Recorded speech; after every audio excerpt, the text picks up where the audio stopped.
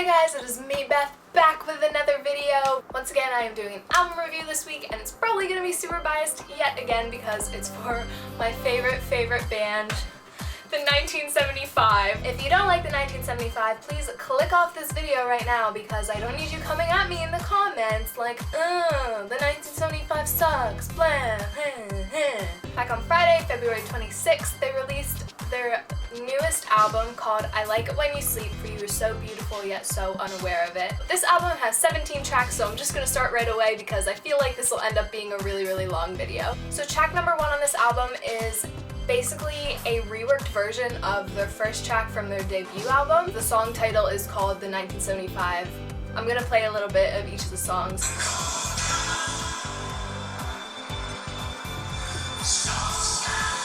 I have like a choir on it in the background and it's just incredible. So the second song is called Love Me, and this is a song that they first released for this album months and months ago. It was the second time I saw them in Philly back in December, and they opened with this song and it was really fun and everything was pink and nice.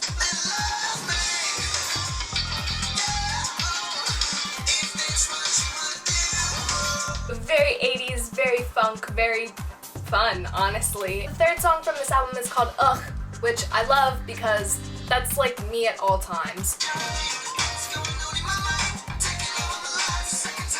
A classic 1975, a song about drugs. I love that line, "You're the only thing that's going on in my mind, taking over my life a second time," because that's like the 1975 for me with this album. They're taking over my life a second time with their second album. The fourth track on this album is called A Change of Heart. It's very simple but very nice. It basically has like 3 notes. It's very like toned down, but the lyrics for this are very good. The lead singer, Maddie, basically said he put Easter eggs on this album, which are like, they're like little inside things, basically. So there's 2 kind of obvious references in there, one to Robbers from the last album and one to The City from the last album. I'm not going to mention all the Easter eggs because I could make probably an entire separate video solely for the Easter eggs of this album. And they're not even just lyrical references, it's like also the way things sound and just, they really did a good job with this. So the 5th track is called She's American.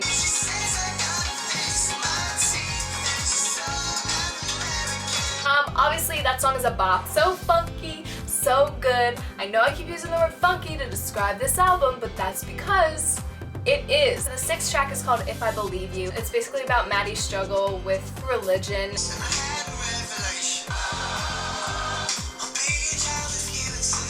I always really like when he does songs about religion because they're just always very raw and very real to me. The 7th track is called Please Be Naked. This is an instrumental track.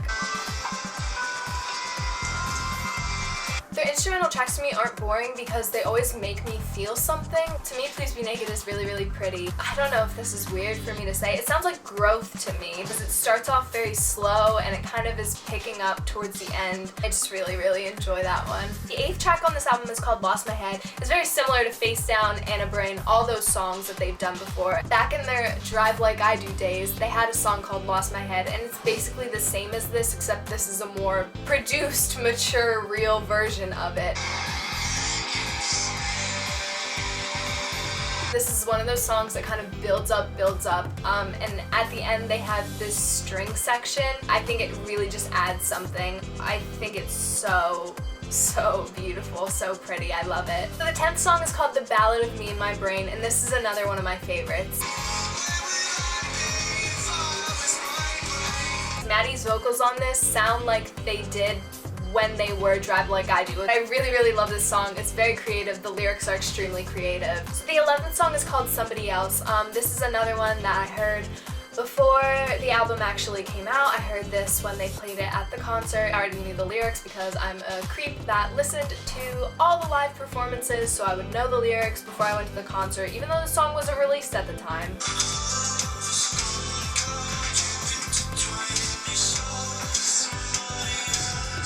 So poetically beautiful, but also like heartbreaking at the same time. The 11th song is called Loving Someone. Part of the reason reason that I love this song so much is just the theme of the song. Everyone makes songs about love and heartache and all this, but this song is about like culture today. I just like that it's different, and I also like at the end of it there's like this spoken word part. This is probably one of my favorites on the album too because I love the message of it. The 12th song is the title track called I Like It When You Sleep, for you're so beautiful yet so unaware of it.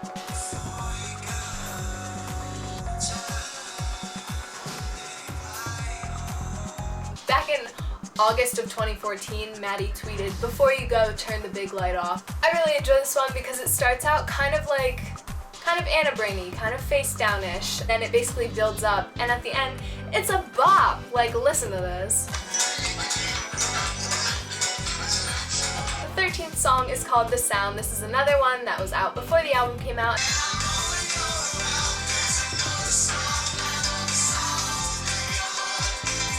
This song is just a complete bop, and I'm obsessed with Adam's guitar solo in it. Like, it's so good. The 14th track is called This Must Be My Dream. I love this song so much. I think the lyrics are great. I am obsessed with John's saxophone solo in this song. It is so good. The 15th song is called Paris, and this is another one of my favorites.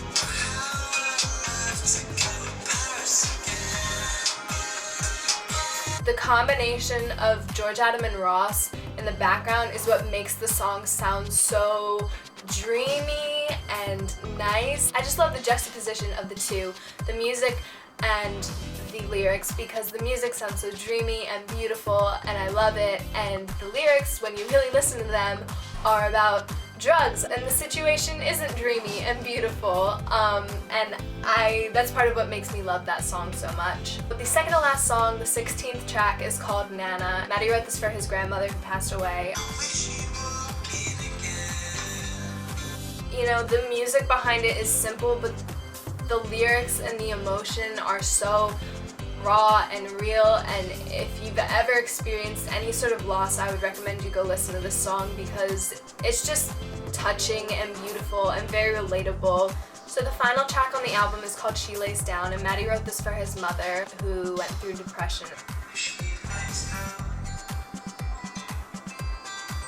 It's just acoustic, very simple, but the lyrics carry so much weight that it makes the song so special. It was a perfect way to end the album, and it's a beautiful tribute to his mom. Also, at the end of that song, he's like, "That was it."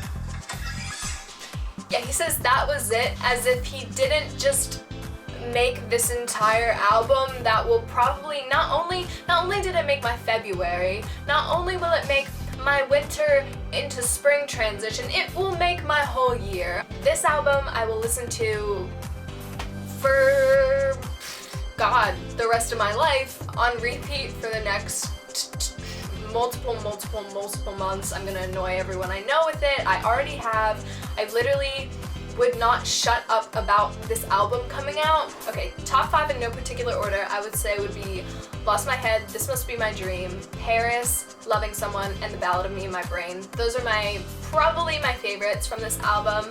I just really think that this album is not like anything else out there. I can't wait to see them again in May. I can't wait to see them again in June. I just love them so much. I think what really makes me love the 1975 is they're not afraid. They're not afraid to make different music. They're not afraid to make an album that sounds like it shouldn't fit together, but weirdly, in some magical way, it does. I really do think that the 1975 is revolutionary, and I know that that's a big word to use, but I mean it when I say it. I think that they are revolutionary, and I know that this album review was super biased, but I really hope that you guys will go listen to this album if you haven't yet. All in all, this album is beautiful, it's wonderful, it's everything to me right now. If you listen to the album, please leave a comment below because I would love to talk to you about it. Or you can contact me on any social media. Those will also be in the down bar below.